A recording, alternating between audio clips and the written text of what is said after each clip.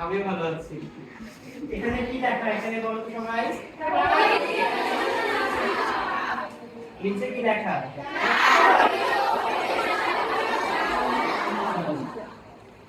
সুতরাং আমরা আসছি জলবায়ু পরিবর্তন নিয়ে কথা বলতে তোমাদের সঙ্গে। তোমরা কি বৃক্ষরোপণ করো বাসায়? পরিচর্যা করো সবাই? গুড।